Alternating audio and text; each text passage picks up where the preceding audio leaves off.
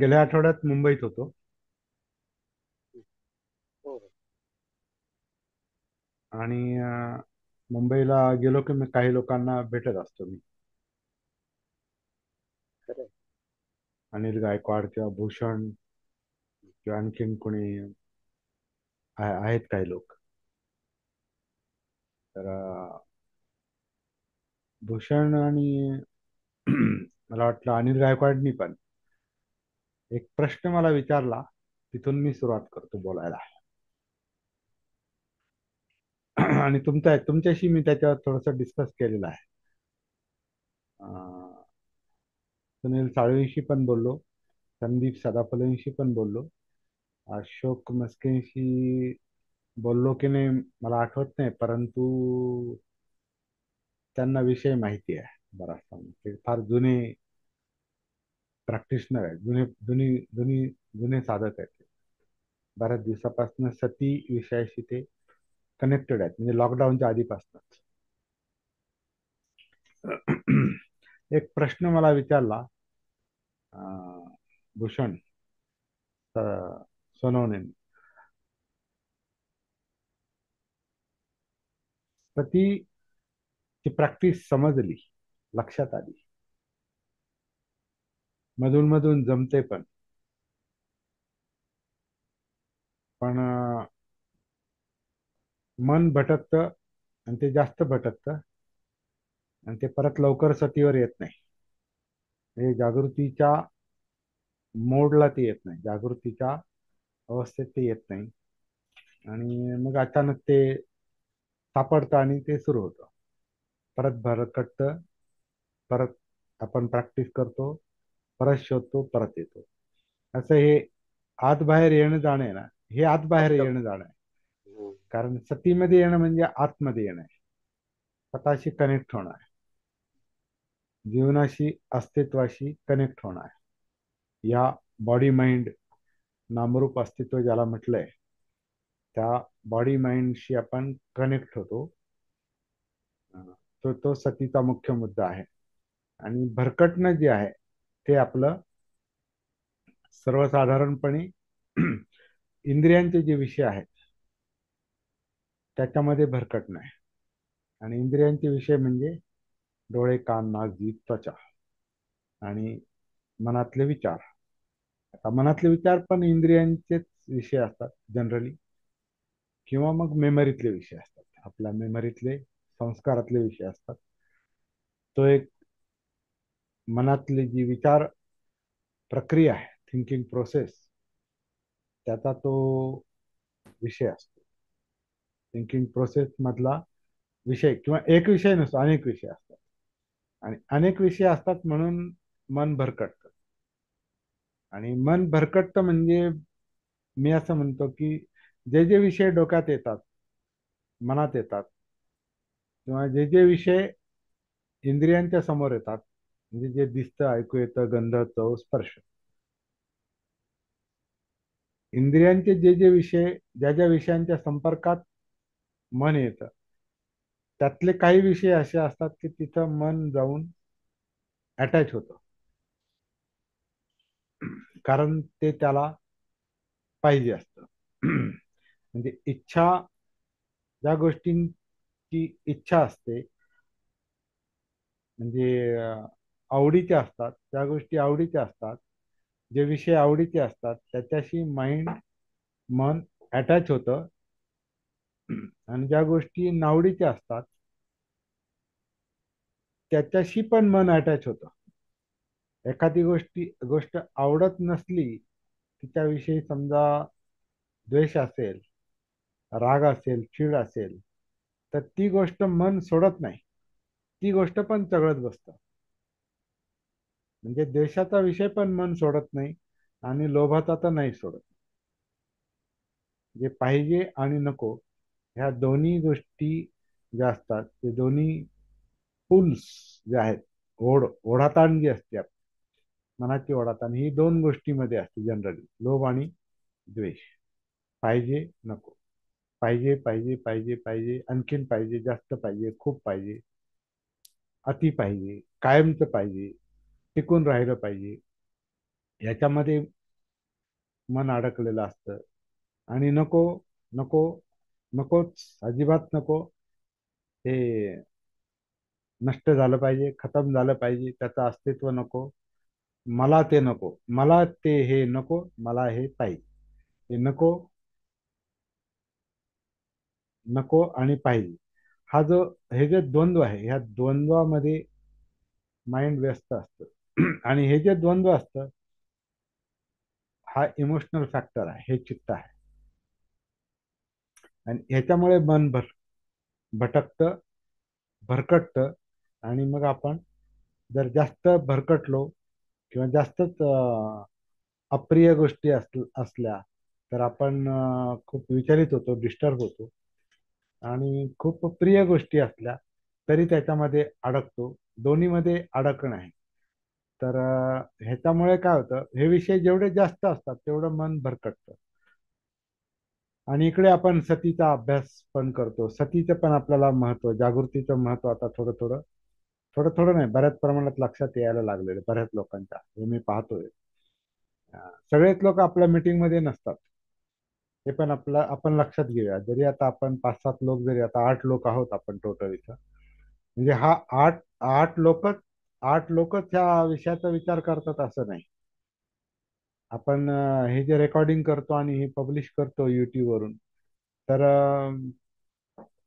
एक आठवड्याभरामध्ये एक 100च्या पुढे लोक त्याला पाहतात, ऐकतात. याचा अर्थ बऱ्याच लोकांचं लक्ष या विषयाकडे आहे. सगळे लोक आपल्याशी कनेक्टेड नाही आहेत. आणि काही इनडायरेक्टली कनेक्टेड आहेत, काही फोनवर कनेक्टेड आहेत, काही प्रत्यक्ष भेटतात, परंतु ते मीटिंगला येऊ शकत नाहीत, असेही लोक आहेत. तर हा विषय, हा सती जागृतीचा भान, हा जो विषय आहे, हा लोकांना लक्षात येऊ लागलेला आहे, हे मला दिसतंय.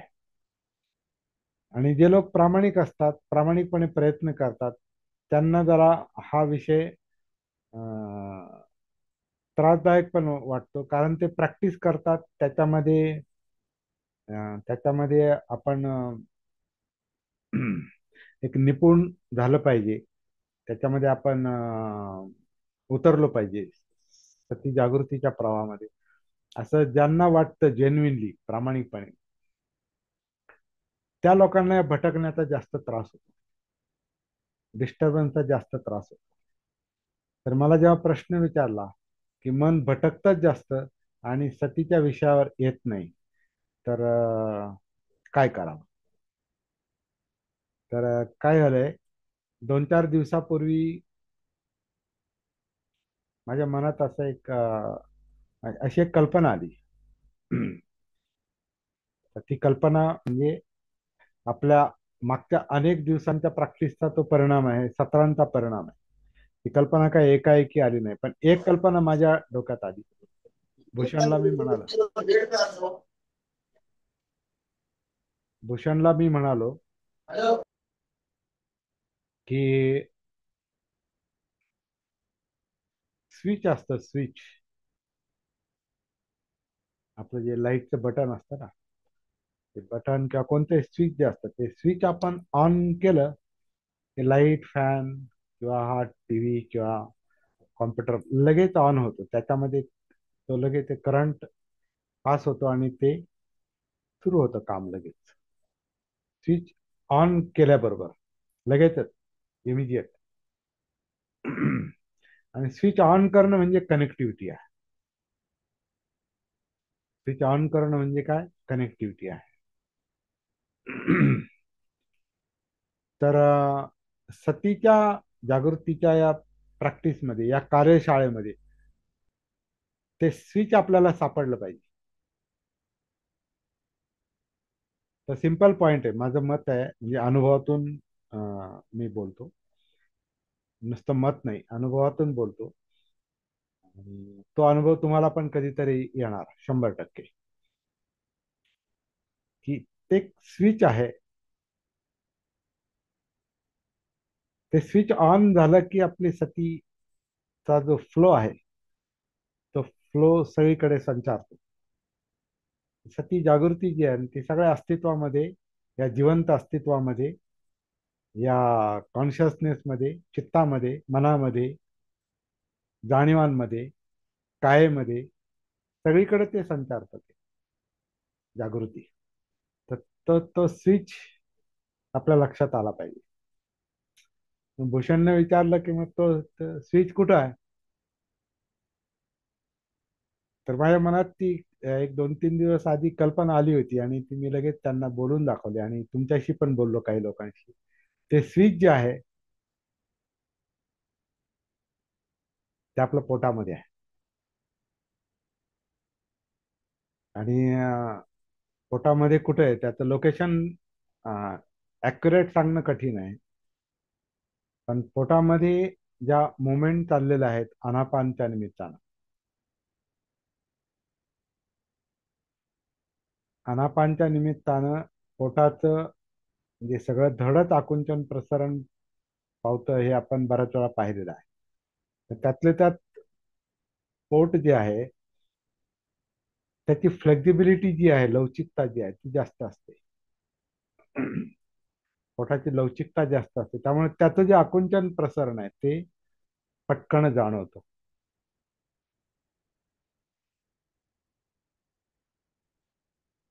आता ती जी लवचिकता आहे ती आपण बऱ्याच वेळा अं, लक्षात घेतलेलं आहे की लहान बाळाची ती लवचिकता खूप स्पष्ट जाणवते.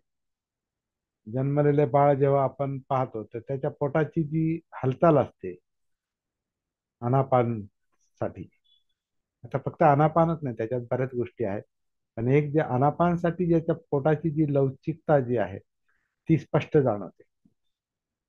आणि त्याचं कारण असं असू शकतं, म्हणजे आहेच, की लहान बाळावर प्रेशर कमी असतं, टेन्शन कमी असतं. त्याच्या अजून त्याच्या ज्या काही डिझायर्स ज्या आहेत त्या डिझायर्स अजून वाढलेल्या नसतात. म्हणजे त्याचं जे लोभद्वेष आहे, त्याचं जे पाहिजे नकोचं जे त्याचं द्वंद्व आहे, त्याचं जे चित्त आहे ते अजून तेवढं सक्रिय झालेलं नसतं. पण नंतर सुरुवात होणार असते ती. काय भुकेच्या निमित्तानं, दुधाच्या निमित्तानं, थंडीमुळं, इन्सिक्युरिटीमुळं, दचकल्यामुळं, वेगवेगळ्या इच्छा त्याच्यामध्ये हळूहळू हळूहळूच्या निर्माण होत जातात आणि त्याप्रमाणे ते बाळ रिॲक्ट करतं आणि त्याचं टेन्शन प्रेशर ते वाढायला सुरुवात होते. परंतु सुरुवातीला ते कमी असतं.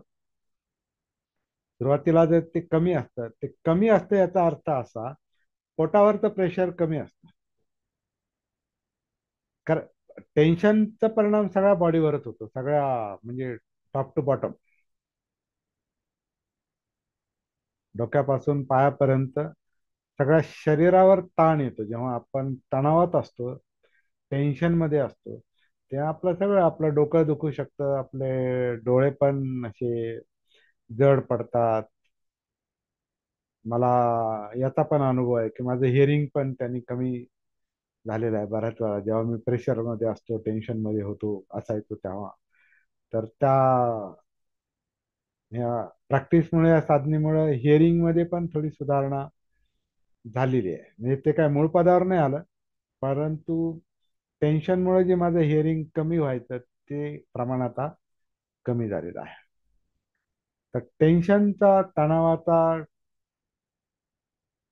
पाहिजे नको त्या संघर्षाचा, इच्छांचा, तृष्णांचा प्रभाव आपल्या सगळ्या बॉडी माइंडवर असतो. आणि म्हणून आपल्या सगळ्या शरीरावर ते प्रेशर येतं, ताण येतं, आपलं अंग जड पडतं आणि हार्टवर परिणाम होतो, पचनक्रियेवर परिणाम होतो, म्हणजे पोटावर पण परिणाम होतो, पाठ पण दुखते काहींची. आणि सगळे सगळ्या सगळ्या बॉडीमध्ये कुठल्या ना कुठल्या ज्या ग्रंथी आहेत त्या सिक्रेट होतात आणि त्याचा तुमच्या रक्ताभिसरणामध्ये ते फ्लुइड जे आहे अं, ते काय म्हणतात त्याला, रस, काय काय म्हणतात त्याला, म्हणजे पित्त खवळलं की पित्ताशयातून जे पित्तरस जो सिक्रेट होतो. नलिका विहिरीत. हा. नलिका विहिरीत म्हणजे डक्टलेस ग्लॅन्ड. हा. तर ते ते ते तो जो फ्लुइड आहे, तो जो रस आहे, हार्मोन्स हार्मोन्स. हार्मोन, त्या त्या ग्रंथीतून स्रवणारे हार्मोन हे तुमच्या रक्तामध्ये मिसळतात आणि मग ते सगळ्या शरीरभर ते पसरतात आणि म्हणून शरीरावर त्याचा परिणाम होतो. आणि त्याच्यातूनच मग बहुतांश आजार जे आहेत, आता हे मेडिकल सायन्स पण मान्य करायला लागलं की तुमचे 90% 95% आजार जे आहेत ते सायकोलॉजिकल असतात. सायकोलॉजी म्हणजे ह्याच गोष्टी ज्या आपण चर्चा करतो त्या. आणि याचा परिणाम शरीरावर होतो, मग त्याचं टेम्परेचर होईल येईल, किंवा तुमचा बीपी, शुगर. आता शुगरचे पॅनक्रियाचा जो मुद्दा आहे, तो शुगर जे आहे ते तुमचं जे स्वादुपिंड, पॅनक्रियाचं सिक्रिशन आहे ते, अशा अनेक गोष्टी होत आहेत. तुमच्या मेंदूतल्या काही ग्रंथी, ग्लँड स्रवतात, वगैरे वगैरे. आता मेडिकल सायन्स तो आपल्याला वेगळा अभ्यास आहे तो. एकूण सगळ्या शरीरावर परिणाम होतो. पण हा जो परिणाम आहे हा बालपणी कमी असतो, लहानपणी कमी असतो, आणि म्हणजे त्या बाळाच्या पोटावर प्रेशर कमी असतं. म्हणजे बॉडीवरच प्रेशर कमी असतं, पोटावर प्रेशर कमी असतं. त्याच्यामुळे त्याची जी पोटाची लवचिकता जी आहे, ती लवचिकता आपल्याला स्पष्ट जाणवते. आणि जसजसं आपलं वय वाढत जातं, म्हणजे बाळ मोठं होतं, म्हणजे आपणच आपल्याकडेच बघायचं, बाळाकडे म्हणजे आपल्याकडेच बघायचं ते. ते जसजसे आपण मोठे होत जातो तसतसे आपल्यावरती जे टेन्शन, प्रेशर ते वाढत वाढत जातात. आपल्या स्वभावामुळं, परिस्थितीमुळं, इच्छा आकांक्षामुळं, तृष्णांमुळं. तृष्णा हे तर दुःखाचं मूळ आहे, आणि तृष्णेचं मूळ अज्ञान आहे, अविद्या आहे. आणि अज्ञान हे अजागृतीचा परिणाम आहे, म्हणजे सती नसल्याचा परिणाम आहे, असं ते कनेक्शन आहे, इंटर कनेक्शन आहे. तर लहान बाळाचं ते पोटाची जी हालचाल आहे, ती फ्लेक्झिबिलिटीमुळे, लवचिकतेमुळे जास्त जाणवते. त्याच्यावरून पण मी कधी कधी असं म्हणतो की आपलं शरीर आनापान करतं, काया आनापान करते. आता आपल्या आपल्या पोटाची स्टिफनेस म्हणजे कडकपणा जो वाढलेला असतो, तर तेवढी आपल्याला पटकन ती हालचाल लक्षात येत नाही. आपल्या पोटावर प्रेशर असतो, छातीवर सगळीकडे प्रेशर असतो. तर तो प्रेशर जेवढा कमी होतो तेवढी ती हालचाल आपल्याला स्पष्ट जाणवते.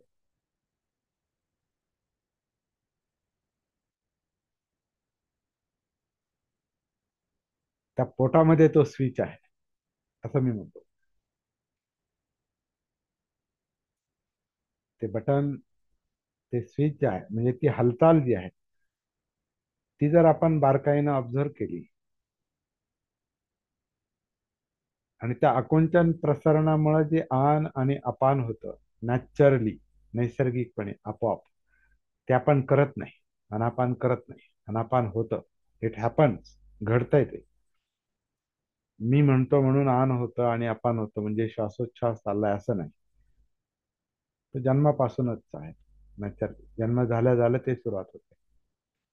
तर ते जे नैसर्गिक आनापान जे आहे, ते जर आपण आतमध्ये उतरून पाहिलं आणि त्याच्या फ्लो मध्ये आपण उतरण्याचा प्रयत्न केला, तर हे धड जे आहे, त्याच्यात तो पोटाचाही भाग आहे, छातीचा आहे, सगळंच आहे, पाठ आहे, सगळंच आहे. तर तो हा जो धडाचा भाग आहे, हा भात्यासारखा जो नैसर्गिकपणे जो आन करतो, अपान करतो, म्हणजे एक काम आनापानचं आहे, बाकीचे अनेक ऍक्टिव्हिटीज आहेत त्याच्यामध्ये, पण एक मुख्य काम जे आहे, जो आपल्या अभ्यासाचा विषय आहे, म्हणजे प्रॅक्टिसचा, सरावाचा जो विषय आहे, तो हा श्वासोच्छ्वास आहे, अनापान आहे.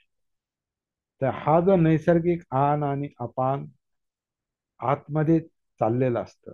श्वास बाहेरून आत येत नाही, हे मी परत परत सांगतोय. श्वास बाहेरून आत येत नाही, श्वास आतून आत घेतला जातो. आत्ता ह्या क्षणी तुम्ही अनुभवू शकता. आत्ता तो अनुभव येऊ शकतो की आपण श्वास नाही घेतला, नाही सोडला मुद्दाम, तरी आपली काया आपोआप आतून आत श्वास घेते. आणि ती हालचाल ही पोटामध्ये जाणवते. नैसर्गिक आनापान बरं का. मुद्दाम तुम्ही घेतला श्वास आणि मग मुद्दाम इथं लक्ष दिलं आणि तिथं लक्ष दिलं, तर तिथं आपण इच्छाशक्ती लावतो. म्हणजे नैसर्गिक नैसर्गिक श्वास नाही पाहत मग आपण. तिथं आपण काय करतो, इच्छाशक्ती लावतो. आणि मग इथं पाहतो तिथं पाहतो. मग ती जागा काही लोकांनी ती जागा ठरवून टाकली की अमुक ठिकाणी पहा. आणि तिथं ऍक्च्युली आपण बाहेर असतो जनरली, आत नसतो. म्हणजे कायेमध्ये नसतो. आणि जर आपण आत नाही, कायेमध्ये नाही, तर आपण अनापान सतीच्या निमित्तानं जे कायानुसतीमध्ये यायला पाहिजे, म्हणजे कायेत उतरायला पाहिजे, बॉडीमध्ये उतरायला पाहिजे, ते काम बाहेर थांबल्याने होत नाही.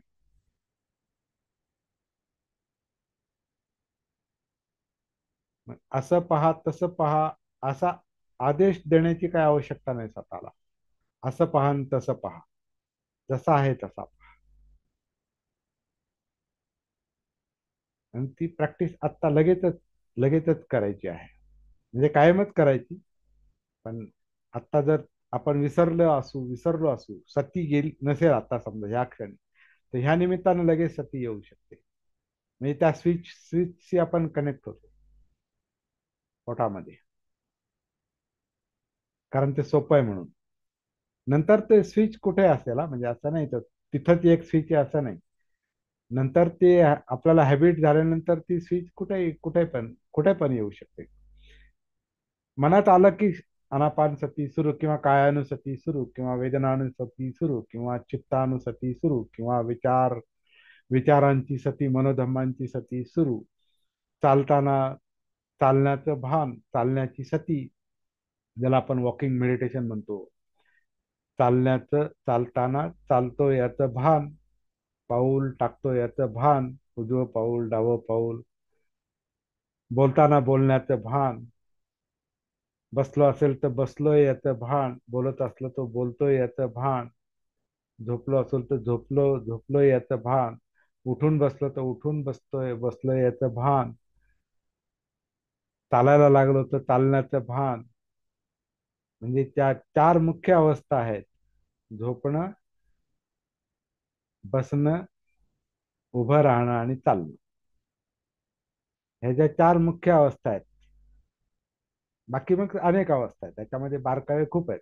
म्हणजे चार चार मेन हे काय पोश्चर, ज्या पोझिशन ज्या आहेत कायेच्या, ते आपले काया कधीतरी बसलेली असते, नाहीतर झोपलेली असते, नाहीतर उठून बसते, नाहीतर चालायला लागते. हे चार मुख्य सतीचे विषय आहेत.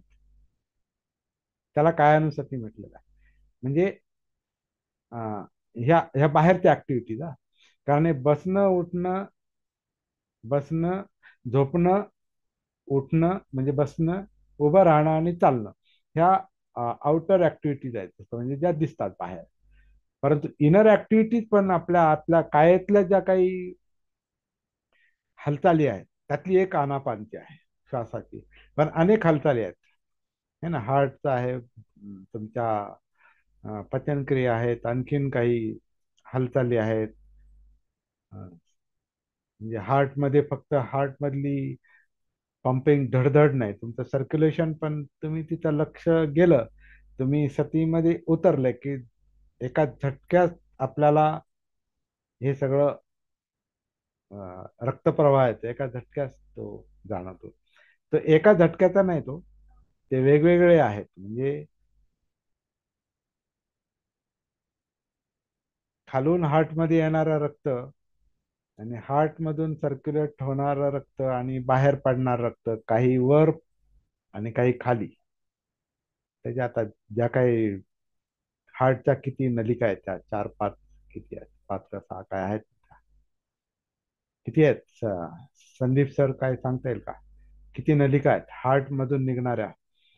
अं, ते पाच सहा म्हणजे मुख्य ते चित्र जे आहेत हार्टचं चित्र आपण याच्यावर जरी पाहिलं ना ऑनलाईन, तर त्याच्यामध्ये ते असं दाखवलेलं आहे. म्हणजे शुद्ध रक्त हार्ट, अशुद्ध रक्त हार्ट मध्ये येतं. ते हार्ट मधून ते फुफ्फुसाकडे आणि फुफ्फुसाकडून शुद्ध होऊन परत हार्ट मध्ये येतं शुद्ध रक्त, आणि ते सगळीकडे पोहोचवलं जातं. ते असं आहे. आपल्याला त्याच्यात आपलंच आहे पण आपल्याला माहिती नाही. ती पण आपली अविद्या आहे, परंतु ती सतीच्या निमित्तानं आपल्याला तेही आपल्याला जाणवतं की केव्हा रक्त हार्ट मध्ये येतं, हार्ट मधून कसं ते परत पंप होऊन सगळ्या शरीरामध्ये पोहोचतं. ते एकाच वेळेला पोहोचत नाही. कधी वर वरचा प्रवाह वेगळा असतो, खालचा वेगळा असतो, डाव्या बाजूचा वेगळा असतो, उजव्या बाजूचा वेगळा असतो, वगैरे वगैरे अनेक. तर ते आपण जसजसं ते सती साधनेनं जागृतीच्या सरावाने जसजसं आपलं चित्त, काया ही समतेमध्ये येते, शांत होते, ट्रँक्विलिटी येते. जसजशी ती शांत होते चित्त मन, तसतसं हे सर्क्युलेशनचे धक्के जे आहेत किंवा सर्क्युलेशनचे जो जो जो, ती गती जी आहे, ती प्रवाह जी आहे, गती हा तर फार महत्वाचा मुद्दा आपण मानतो प्रॅक्टिसमध्ये. गतीची सती आहे. तर त्या सर्क्युलेशनची गती आपल्याला जसजसं आपण आत उतरतो तसतसं ती गती जाणवते. म्हणजे फक्त बसणं, उठणं, चालणं, एवढंच झोपणं, एवढेच पोश्चर नाही, तर आतली पण म्हणजे अंतर बाह्य सती येते. आतली आणि बाहेरची कायानुसतीमध्ये ती सती जागृती जे भान आहे अस्तित्वाचं काय, ते अशा प्रकारे ते येतं. आणि हे सगळं का का जाणवतं आपल्याला? तर जाणीवा, जाणीवा म्हणजे फिलिंग. त्या फिलिंगमुळे आपल्याला ते जाणवतं.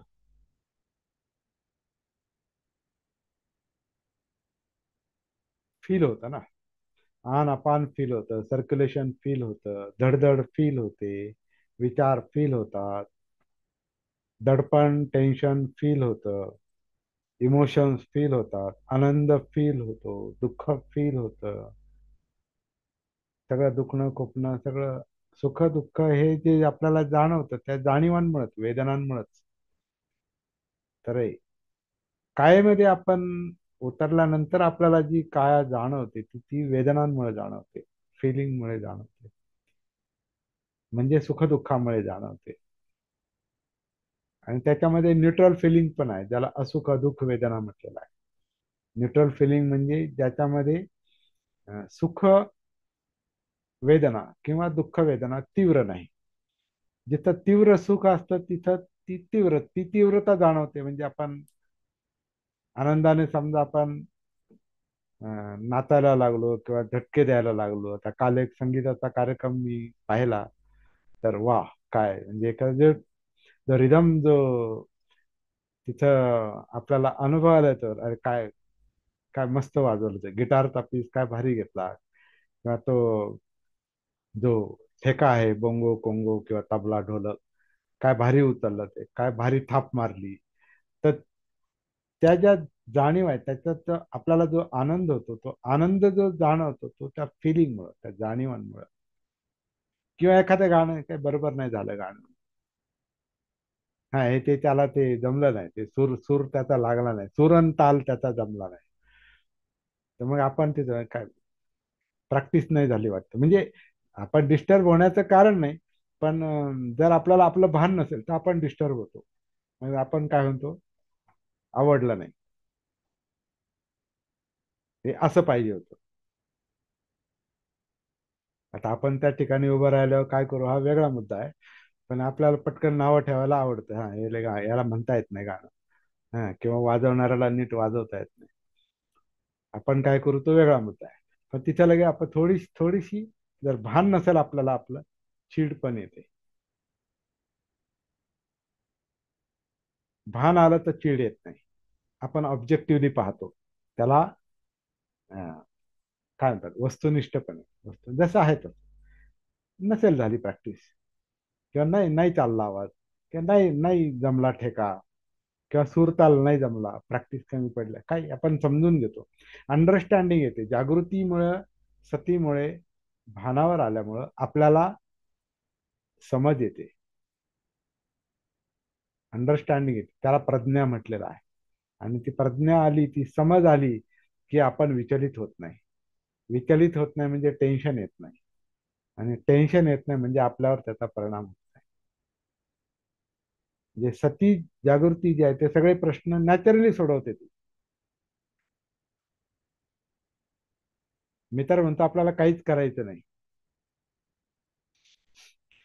मी तर प्रॅक्टिसचं ते पण एक सूत्र आहे, की आपल्याला सती साधना करायची म्हणजे ऍक्च्युली काहीच करायचं नाही. जे चाललेलं आहे तोच विषय आहे सतीचा. मुद्दाम मला हे करायचं आणि ते करायचं आणि असं करायचं आणि तसं करायचं आणि असा श्वास बघायचा आणि तसा बघायचा आणि इथं बघायचं आणि तिथं बसायचं बघायचं. अं, मला मला समजा बसण्याची सती जर मला पाहिजे असेल, तर हा नाही मी मुद्दाम बसेल आणि मग सती पाहिल, असं नाही. जेव्हा बसतो तेव्हा सती, जेव्हा उठतो तेव्हा सती, जेव्हा चालतो तेव्हा सती, जेव्हा आपण झोपतो किंवा आडो होतो, विश्रांती घेतो, तेव्हा सती. बोलताना मुद्दाम बोलायचं आणि मग मी सतीचा अभ्यास केला, असं नाही. ते बोलणं जेव्हा चालू असेल तेव्हा त्याच्यामध्ये सती घुल मिल जानी चाहिए, वो उसमें एब्झॉर्प्शन पाहिजे, त्याच्यामध्ये ते एकरूपता आली पाहिजे. तर ती अवस्था येईपर्यंत थोडं आपल्याला एक घाई झालेली असते. आणि मग आपल्या मनात प्रश्न निर्माण होतात, की प्रयत्न करतो पण ते जमत नाही, पण जमणार ते, याची मी गॅरंटी देतो. जर पद्धतशीर काही न करता जर प्रॅक्टिस केली. आता हे काही न करणं फार अवघड असतं, कारण आपल्या आतल्या इच्छा आकांक्षा तृष्णा पाहिजे नकोच जे, म्हणजे चित्त जे आहे ते द्वंद्व जे आहे ते दिवस रात्र चालू असतंय. म्हणजे झोपेत पण दिवस रात्र चालू असते, आणि जन्मापासून चालू असतंय. त्याच्यामुळं काहीच नाही करायचं हे एवढं सोपं नाही. मला काहीतरी केल्याशिवाय होत नाही. नाही नाही, मी असं पाहणार, मी अशी आनापानसती करणार, आणि मी अशी कायानुसती करणार, आणि मी असं चित्त पाहणार, आणि मी असं विचार पाहणार, आणि मी असं करील. नाही, ऑलरेडी सगळं चालू आहे.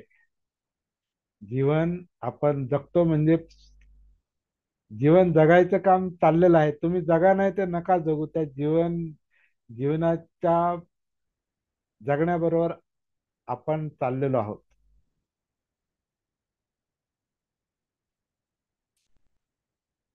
आपण जीवन जगतो असं नाही, जीवन आपल्याला जगवतो. आपण जीवन चालवतो असं नाही, जीवन आपल्याला चालवतं.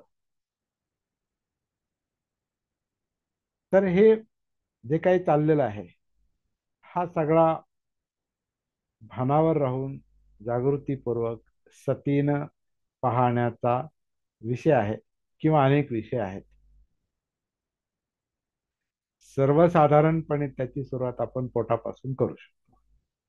म्हणून ते स्विच मी म्हणतो ते पोटामध्ये, अर्थात ही ही कल्पना तुम्हाला आवडली तर तुम्ही स्वीकारा, असं काय त्याला काय शक्ती नाही.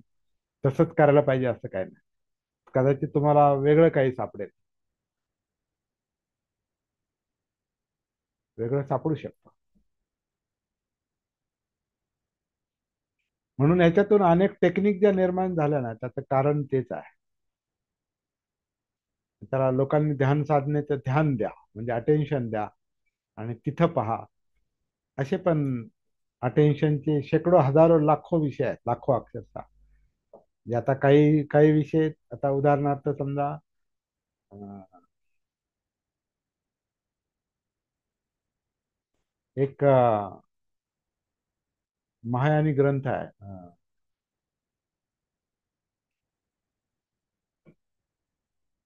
त्याचं सुरंगम सुत्त. सुत्त म्हणजे ग्रंथाचं पुस्तक मोठं. सुरंगम सुत्त. आता हे सुरंगम मध्ये सूर शब्द आहे. म्हणजे स्वर, आवाज, ध्वनी. मग त्या सूत्राचा हे काय, मेडिटेशन थ्रू हिअरिंग असा त्याचा विषय आहे.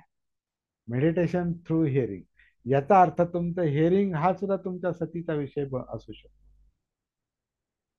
परंतु ते हिअरिंगची सती येण्यासाठी आपल्याला हिअरिंग प्रोसेसची आपली सती आधी जोडली गेली पाहिजे. आता मेडिटेशन थ्रू हिअरिंग म्हणा किंवा मेडिटेशन थ्रू सीइंग म्हणा, मग स्मेलिंग असेल, टेस्टिंग असेल, टचिंग असेल, थिंकिंग असेल, इमोशन्स असतील, काही कोणता विषय हा सतीचा असू शकतो. मग तेवढे विषय काही लोकांनी ते विषय बनवलेले आहेत आणि म्हणून ते वेगवेगळ्या मेडिटेशनच्या तऱ्हा आहेत असं मी म्हणतो. जे लोक आस्तिक आहेत त्यांचा त्यांच्या मनातला देव, त्यांनी निर्माण केलेला देव किंवा अवतार किंवा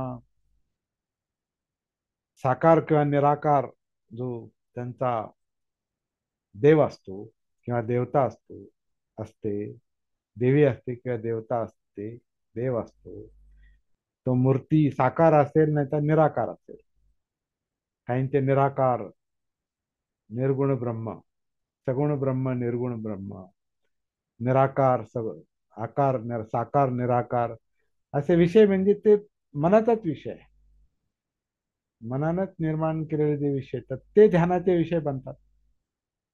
हे माइंड काही करू शकतं. पण सती जागृती हा मुद्दा असा आहे की माइंड जे जे काही करतं त्याचं भान आलं पाहिजे, त्याची सती आली पाहिजे, त्याची जागृती आली पाहिजे. म्हणजे जे जे काही चाललेलं आहे बॉडी माइंडच्या लेवलवर त्याचं भान आल्यानंतर कोणत्या गोष्टीमध्ये मुळे यातना, दुःख, टेन्शन, ताणतणाव निर्माण होतात हे लक्षात येतं आणि मग मन आपापच त्यातून बाहेर पडतं. लक्षात येतं म्हणजे जागृतीमुळे, सतीमुळे. म्हणजे मला असं वाटतं इतकं सरळ काम आहे ते. म्हणून बुद्धांनी धम्माला उजूपटी पन्नो म्हटलेला आहे. सरळ मार्ग आहे, सरळ. काही वाकडं तिकडं कुठं काही फिरायची गरज नाही. जे आहे तेच पाहायचे, अनुभवायचे जागृतीपूर्वक. पण हे अस्तित्व गुंतागुंतीचं असल्यामुळं ते तेवढं सरळ जमत नाही. मन हे वाकड्यातच शिरतं, चित्त हे वाकड्यातच शिरतं. ते आपण त्याचे गुलाम असतो आणि त्याच्यामुळं जसं आहे तसं अनुभवण्यापेक्षा आपण मला जे वाटेल ते मी करीन, मी असं करीन, मी तसं करीन, आणि मग माझं श्रेष्ठ आहे, तुमचं कनिष्ठ आहे, माझं बरोबर आहे, तुमचं चुकीचं आहे, आणि मग ते त्याच्यामध्ये स्पर्धा होतात. आणि म्हणून ह्या सगळ्या ज्या काही शिकवणी ज्या आहेत ना यांच्यामध्ये कधी कधी जो संघर्ष असतो तो ह्या याच्यामुळे, कारण तो इगो तयार करतो, अहम अहम तयार करतो, अं, अहंकार तयार करतो. आणि अहंकाराचं परत आध्यात्मिक अहंकार हा तर सगळ्यात डेंजर अहंकार आहे, ज्याला आध्यात्मिक म्हणतात. आध्यात्मिक शब्द मला नाही आवडत, पण ज्याला आध्यात्मिक म्हणतात, अं, आस्तिक आस्तिक लोक, तर आध्यात्मिक अहंकार किती डेंजर असतो आणि तो स्वतःवर किती डेंजर वाईट परिणाम करतो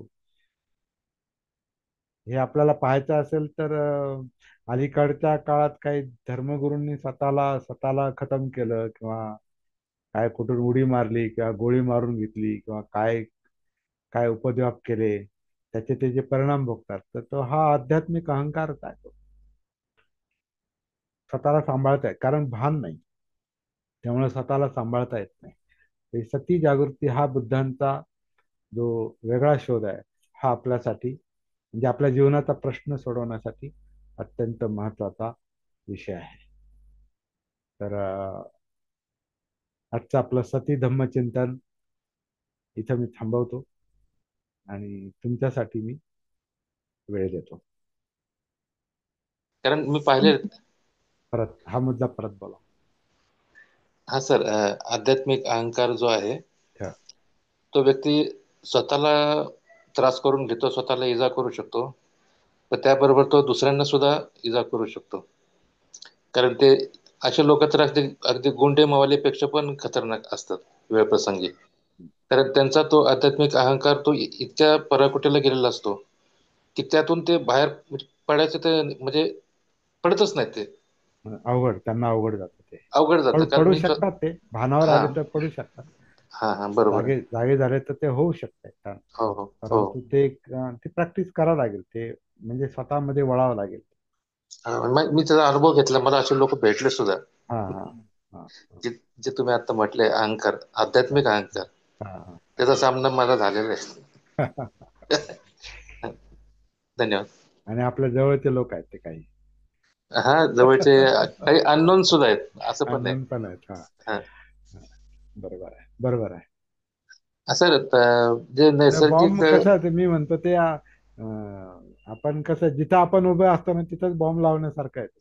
त्याच्यात आपण मरणार हे लक्षात येत नाही. आपल्याला वाटतं आपण बॉम्ब लावून हा दुसऱ्याचं हे करू, दुसऱ्याचं वाटोळ करू, पण तो तिथंच उभा असतो हे त्याला लक्षात येत नाही. आणि मग त्याचं काय होतं, तो स्वतःलाच खतम करतो जणू काय. तर ते नैसर्गिक अनापान जे आहे, तर त्यावेळेला म्हणजे तुम्ही लहान मुलाच्या त्या पोटाच्या हालचालीचं कम्पॅरिझन म्हणजे उदाहरण दिलेलं आहे. तर मला असं वाटतं की आपली अवस्था पण, मनाची अवस्था हा. त्यावेळेला लहान मुलासारखीच होत असावी, आपल्याला ते लक्षात येत नाही. म्हणजे आता म्हणजे प्रॅक्टिस निरागस, प्रॅक्टिस करताना ना. हा, एक निरागस जो भाव आहे. हा मग ती अवस्था आली पाहिजे. आणि ते होतं ना, टेन्शन कमी होतं ना आपलं. आपण जसजशी साधना वाढते ना आपली, सखोल जाते, तसं आपल्या पोटावरचं प्रेशर कमी होतंय. आणि पोटावरचं परंतु ते मूळ बाळासारखं ते व्हायला, बाळासारखं होईल हे तर थोडस अशक्य गोष्ट आहे. कारण ते आपलं आपलं भरलेलं आहे आपलं बाळ. आपल्या ज्या पेशी आहेत, की आपले जे स्नायू आहेत, ते इतके घट्ट आणि इतके म्हणजे आखडतात, इतके काय म्हणतात ते, लोणचं मुरल्यावर परत हा हा. त्याची कैरी नाही होत. है ना, ठासून ठासून भर हा ठासून भरलेलं आहे, ठासून ठासून भरलंय. भरलेलं आहे. म्हणजे कैरीचं लोणचं ते एकदा मुरलं का ते परत कैरी होत नाही. किंवा लिंबाचं लोणचं मुरलं म्हणजे ते परत लिंबू मिळू शकत नाही. तसं आपल्याला आपलं बालपण आपल्याला मिळणं हे थोडंसं कठीण आहे. जरी आता तुकारामाने म्हटलेलं आहे की लहानपण देगा देवा, हं. मुंगी साखरेचा रवा वगैरे, तर त्यांचं अभंग आहे. पण त्यांना लहान होता आलं की नाही माहिती नाही. पण ते आपल्याला आपल्याला जमत नाही म्हणून ते देवाला म्हणतात. त्यांच्या मनातल्या देवाला म्हणतात, तू मला लहानपण दे. तो कशाला देईल. हं? गंमत आहे. फार छान गाणं आहे पण ते, हो, हो. लहानपण देगा देवा. ते ऑटोमॅटिक ते एक मिनिट, हा हा, ए- परत हा परत परत बोला. तर ज्यावेळेस आपण जे प्रबोधन करताय किंवा जे काही प्रवचन चालू असतं त्याच्यामधूनच माझे प्रश्न हे निश्चितच सॉल्व्ह होतात. पण असं काही वेळेला मला म्हणजे मगाशी आपण जे सांगितलं मेडिटेशन फॉर हिअरिंग, मेडिटेशन मला थ्रू वाटते हिअरिंग, म्हणजे थ्रू हा हा ऐकण्यामध्ये हा ऐकण्यामध्ये हा ध्यान किंवा ऐकण्याचं भान. तर सती सती साधनेचा जो रोल आहे का, हे याला पण लागू पडतं सर. कशाला? आपले मेडिटेशन थ्रू हिअरिंग. हा, मग ते भान आहे ना. म्हणजे मेडिटेशन थ्रू हिअरिंग, हा त्याला जर एकाग्रतेचा मुद्दा बनवला तर तुम्ही त्याच्यावर अटेन्शन देता, की काय हा कानात काय आवाज हा चाललाय, हा किंवा कानावर काय पडतं, कानात हम्म, काय चाललंय. हा. किंवा कारण कानात कानात म्हणजे डोक्यात पण, हा कारण तो हा आवाज सगळीकडे. तर तो बरोबर. तो तुम्ही त्याच्यावर अटेन्शन देऊन तुम्हाला प्रेशर पण येऊ शकतं. हम्म, जर तुम्ही मी ते त्याच्यात ते मी असंच पाहिल, जसं आहे तसं जर पाहिलं तर ती प्रोसेस आपल्याला जाणू शकते. हम्म, हिअरिंग ची जी प्रोसेस बरोबर. आहे, कारण हिअरिंग तो जो नाद आहे, नाद म्हणून नाद ब्रह्म, नाद नाद ध्यान पण आहे. हम्म, नाद ध्यान पण आहे. काही लोक नादावर हे करतात तर आणि नादामध्ये तर फार बरेच लोक नाद होतात हे आपल्याला माहिती आहे. हम्म. नादामध्ये खूप लोक नाद विठ्ठल विठ्ठल हो हो ते काय हो. टाळ मृदुंगाचा काय ते सगळं ते नाद आहेत ते नादामध्ये माणसं गर्क होतात, हरवतात पण, भान पण जातं, हॅमरिंग आहे हॅमरिंग. हॅमरिंग. परंतु तिथं जर ती माणसं जागी झाली तर त्यांना फार मोठा लाभ होऊ शकतो. पण ते त्यांनी प्रयत्न केले तर नाद तर नाद तो नाद कधी कधी कधी कधी डोक्यात असं म्हणतो ना गणगण, डोक्यात गणगण असते, तर गणगण म्हणजे नादच आहे. काही लोकांच्या डोक्यात गणगण असते किंवा काहीतरी आवाज काहीतरी असतं आणि त्याचं जर भान आलं ना तर ती ती गणगण कमी होते, ते टेन्शन कमी होतं. हा माझा पण अनुभव आहे तो. हा मला पण तो थोडासा प्रॉब्लेम आहे ना, तो तुम्हाला मागेच सांगितलं हा ते हा माझं पण ते ऐकायला वगैरे थोडासा प्रॉब्लेम होतो. हा हा. जवळजवळ दोन्ही कानाने जवळजवळ मला वाटते दोन्ही कान आहेत ना ते 50% डॅमेज झाले. पण अच्छा, मग मी ते त्याच्यावर मग मशीन मशीन वगैरे घ्या. मी परवाच घेतली मशीन. कानाचं मशीन तुमच्या. हा मशीन घ्यायचं तसं काय सध्या तरी वाटत नाही, पण विचार करून त्याचा हा पण त्या संदर्भात थोडस फोकस करत असतोय की बाबा हे आपलं सती साधना जी आहे हे या संदर्भात आपल्याला किती फायदेशीर ठरते. थोडं प्रयत्न चालू आहे हा मग अजून मग. पेशन्स पेशन्स येतो तो. ऐकू न हा आल्यामुळे ते टेन्शन येतं. हम्म, आणि बहुधा बहुधा जेव्हा आपण कम्युनिकेशन करतो ना, बोलताना जर हम्म, ऐकायला नाही आलं ना, हम्म. तर आता तो माझा अनेक वर्षांचा अनुभव आहे. म्हणजे बर अनेक वर्षांचा, अक्षरशः अरे 70 वर्षाचा अनुभव आहे माझा तो. बर. 60 वर्षांचा. म्हणजे 60 म्हणजे आता माझं वय 70 होऊन गेलं, पण सुरुवातीच्या वेळेला काही कळत नव्हतं समजा. परंतु नंतर जसं मला कळायला लागलं तसं मला कम्युनिकेशन मध्ये नेहमीच मला अडथळा आलेला आहे. मला माझ्यातला आत्मविश्वास एकदम खचलेला होता त्यामुळे. म्हणजे मला लोकात मिसळायला आवडत नव्हतं, मित्रांमध्ये मिसळायला आवडत नव्हतं, कारण मला ऐकायला येत नव्हतं. ऐकायला येत. ऐकायला येत नव्हतं किंवा काने असे फुटलेले असल्यामुळे तो एक न्यूनगंड पण होता. हम्म, आणि मला संगीताचा छंद, एकीकडे संगीताचा छंद आणि दुसरीकडे कान नीट नाहीत. तर हा पण माझ्यासाठी अनेक वर्षांचा प्रेशरचा मुद्दा राहिलेला आहे माझ्या मनात. म्हणजे जीव घेणं टेन्शन होतं ते माझ्यावर. अगदी म्हणजे इतकं इतकं फ्रस्ट्रेशन मला यायचं कधी कधी की आपलं बरोबर. कसं होणार. म्हणजे आता सतीचा मुद्दा सापडला नव्हता, त्याच्या आधीची गोष्ट आहे. ते कसं व्हायचं आपलं. म्हणजे मला तर इतकं म्हणजे गायक व्हायचंय, मला शास्त्रीय गायक व्हायचंय, मला हे करायचंय ते करायचंय. तो जो माझा इगो होता, तर त्याचं मला इतकं टेन्शन यायचं की कसं व्हायचं आपल्याला, इकडं ऐकायला येत नाही आणि गाणं धड आपल्याला नीट बोलता येत नाही. आत्महत्येसारखे विचार यायचे मनामध्ये. म्हणजे ते फ्रस्ट्रेशन जे आहे ते फार टोकाला जाऊ शकतं. पण जेव्हा मला हे लक्षात यायला लागलं तर ती सतीच आहे असं मी म्हणतो त्याला. मी सुरुवातीला मला ते काय आहे ते माहिती नव्हतं. आणि आणि तो एक काही गोष्टींचा एक स्वभावाचा पण भाग आहे. जसं आता माझ्या आत्मकथनामध्ये म्हणजे जो बैलगाडीचा प्रसंग मी सांगितलेला आहे, माझ्या पुस्तकात आहे तो. तर तो पण मी सती जागृतीचाच मुद्दा मानतो. तर तो एक नैसर्गिक एक ओढ आहे ती. आणि जेवढं जास्त दुःख असतं तेवढी मुक्तीची ओढ जास्त असते. जेवढं टेन्शन जास्त असतं, प्रेशर असतं, तेवढी माणसाला त्यातून मोकळं होण्याची ओढ जास्त असते. त्याच्यात हा सतीचा मुद्दा ज्याला सापडेल ना, मी म्हणतो ते काय आयुष्याचं सोनच होतं. अक्षरशः सोनं होतं. ह्याच्या पुढे कोणतीच गोष्ट आपल्याला मग मोठी वाटत नाही. हा माझा अनुभव आहे. धन्यवाद सर. हा. संदीप सर, काहीतरी तुम्ही ओपन केलं होतं आणि परत बंद केलं.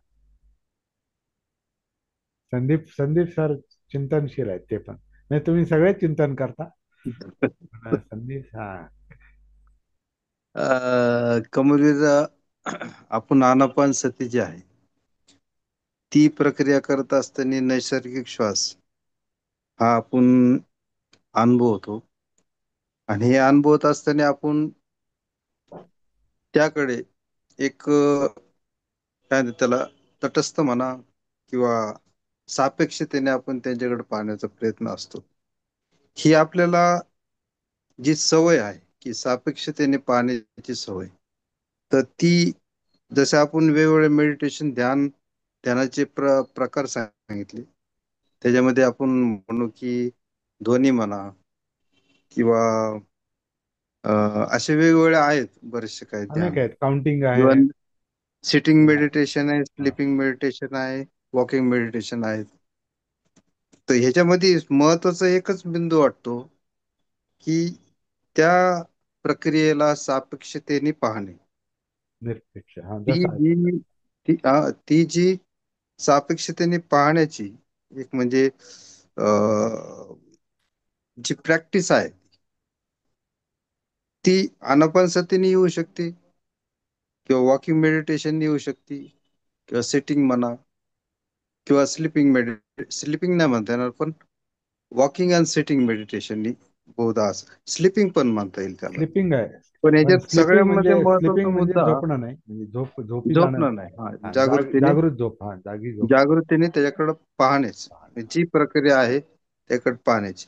पण तसंच मनामध्ये जे काय वेगवेगळे विचार म्हणा किंवा ध्वनीमुळं म्हणा किंवा जे पंच इंद्रियांमुळं जी काही आतमध्ये ते विचार प्रकट होतात, त्यांना सापेक्षतेने पाहण्याची सवय ह्या वेगवेगळ्या प्रक्रियांमुळे लागते का, असं फक्त विचारायचं. हो बरोबर आहे ना. मग ते तसं एकदा आपण उतरलो, राईट. कायेमध्ये उतरलो. बर. तुम्ही जे विषय बोलले आता, ते सगळे हा, कायेतच आहेत ना. नक्कीच. कायेच्या बाहेर काहीच नाही. नाही. त्यामुळे एकदा काय म्हणतात, आपण एकदा घरात एंट्री केली, दरवाजा उघडला आणि घरामध्ये एंट्री केली, हम्म, मग काय त्याचं बैठक खोली असेल, कुठं किचन असेल, कुठं बेडरूम असेल, कुठे बाथरूम असेल, कुठं हे असेल, कुठं कोणाचं काय असेल, काही खोल्या जेवढ्या असतील तुमच्या 2 BHK, 3 BHK, 5 BHK काय असेल ते, हम्म, हम्म, किंवा मोठ्या एखाद्या महालामध्ये प्रवेश केला एखाद्या राजानं, पण तो दरवाजातूनच आत जाईल, कुठूनही गेला हम्म, तर तो दरवाजातून आत जाईल. हम्म. आणि मग तो आत गेल्यानंतर म्हणतो, हा इथं हे आहे, तिथं ते आहे, तिथं ते आहे, तिथं ते आहे. तसं आपण कायेमध्ये प्रवेश केला, हे हम्म, काया प्रवेशच आहे हा. ही साधना म्हणजे काया प्रवेश आहे. हम्म. बर. तर हम्म, हम्म. जसं ऍक्टिंग फील्ड मध्ये काही लोक म्हणतात बघा, ऍक्टिंग जे लोक करतात ना, हा, ते नट कनेक्ट लोक, होतं. तर हा, त्याला राईट. त्याला ते काय काय शब्द प्रयोग करतात माहितीये? हा, परकाया प्रवेश. फरक राहायला. परकाया अच्छा प्रवेश. अच्छा अच्छा अच्छा अच्छा. कारण तो जो त्या ऍक्टिंग करतो, तो जो ऍक्टिंग करतो, त्या तर तो शब्द थोडा चुकीचा वाटतो मला. तुम्ही परकाया प्रवेश नाही करत, तुम्ही ती व्यक्ती तुमच्या काय, आपले पण काय म्हणजे आता राईट राईट. बरोबर. right. परकाया प्रवेश म्हणजे तुम्ही दुसऱ्याच्या कायेत जाता असं नाही. हम्म, ती व्यक्ती तुमच्यात उतरते हम्म. आणि मग तुम्ही ती ऍक्टिंग करता. राईट. थँक्यू थँक्यू असं आहे. थँक्यू.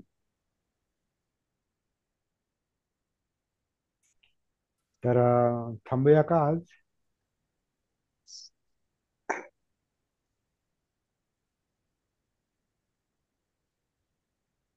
अजून कोणाला काही बोलायचं नाही ना? सर ते तर हा, आताच्या आपण चाललं होतं की जो ऍक्टर आहे तो त्या कॅरेक्टर मध्ये इतकं म्हणजे घुसून जातो, त्याला म्हणजे पुढचं म्हणजे भान राहत नाही समजा.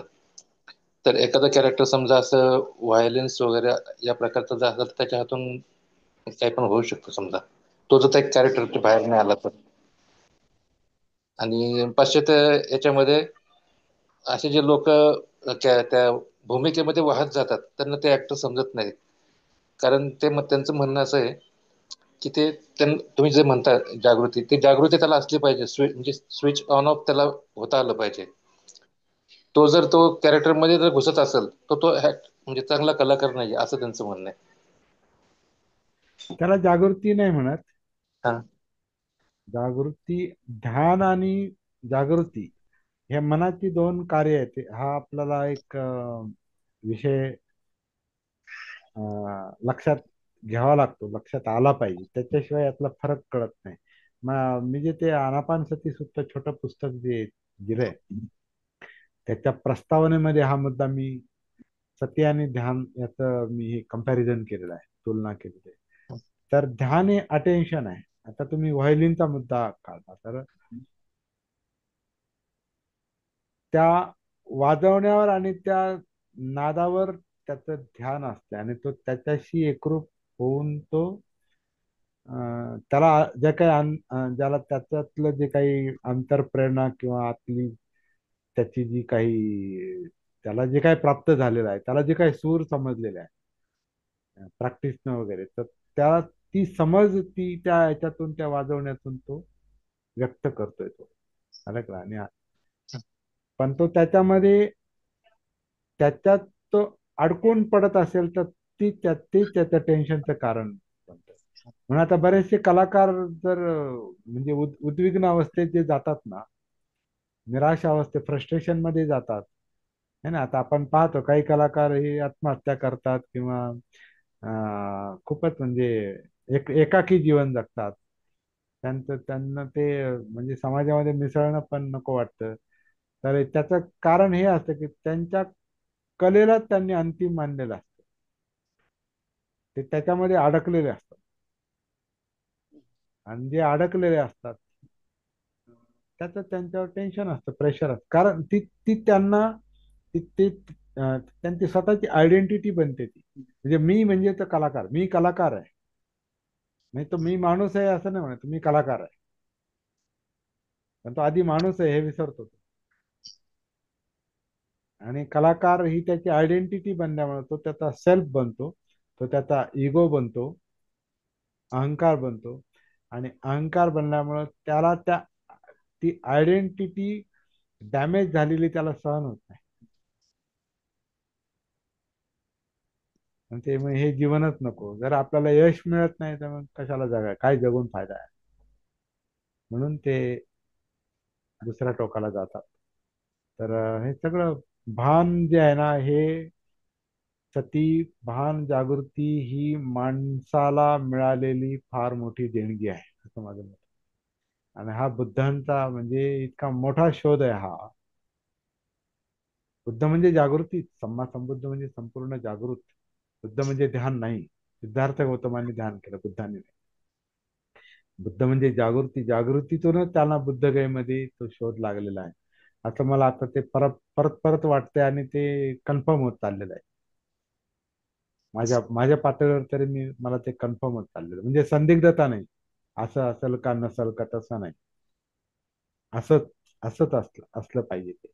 आणि अनुभवातून ते वाटतंय. तर फार मोठी गोष्ट आहे आपल्या जीवनातली सती जागृती. याला मी तर म्हणतो याच्यापेक्षा महत्वाची गोष्ट दुसरी असूच शकत नाही. बाकी जगणं जे आहे, जगण्यातले व्यवहार जे आहेत ते चालूच राहणार आहेत. ते काही खाणं पिणं राहणं तुमचं एन्जॉयमेंट बाकी सगळं ते चालू राहणार आहे. परंतु जगायचं कसं आणि मुक्त कसं व्हायचं यातनांमधून, दुःखातून, टेन्शन मधून, याच्यापेक्षा मोठा विषय कोणता असू शकतो. म्हणजे निब्बाण प्रत्यक्ष बुद्धत्वाचा अनुभव घेणं हाच जीवनातला सगळ्यात मोठा म्हणजे ध्येयवाद आहे तो. सगळ्यात मोठा आणि ते पॉसिबल आहे, परत ते शक्य आहे. ही शक्यता पडताळून पाहणं आणि अनुभव घेणं याच्यासारखं मोठं काम मला नाही वाटत जीवनात असू शकतं. म्हणून आपण याच्यावर खूप बारकाईनं विचार केला पाहिजे आणि याला जीवनामध्ये एक नंबरचं स्थान दिलं पाहिजे. हो, निब्बाण परम सुख म्हणतात. तर थांबूया. सगळ्यांना धन्यवाद. जय भीम. नमो जय बुद्धाय. भीम, जय भीम, जय भीम. पुढच्या बुधवारचा वर्ग होणार नाही हा. मी मुंबईला जाणार आहे परत, म्हणजे मनमाडला जाणार, तिथे एक वर्ग घेणार आणि गुरुवारी मुंबईला जाऊन परत या. पुढच्या रविवारी आपण भेटूया, किंवा मध्ये आधी काही काय आपण असं मध्ये आधी पण येऊ शकतो बरं का. म्हणजे असं नाही आपण रविवारीच भेटलं पाहिजे आणि बुधवारीच भेटलं पाहिजे. मध्ये आधी आपण भेटू शकतो. आणि आपलं आता ही पेड लिंक असल्यामुळे हे पण लक्षात घेतलं पाहिजे की याचा अं, किती वापर करून घ्यायचा हे माझ्यापेक्षा तुमच्यावर जास्त अवलंबून आहे. त्याचं कारण असं आहे की तुम्ही ऐकायला तयार असाल तर मी बोलायला तयार आहे. त्याच्यामुळे माझी इच्छा असून उपयोगाचं नाही. तुम्हाला वाटलं पाहिजे की नाही, त्याच्यात 2 लोक असू द्यात, 3 लोक असू द्यात, तो मुद्दा नाही. 4 लोक असू द्यात, खूप लोक पाहिजेत असं काही नाही. धम्मचर्चा, धम्मचिंतन हे सातत्यानं चालू पाहिजे. हा मुख्य मुद्दा आहे. जय भीम, धन्यवाद. चला. जय भीम.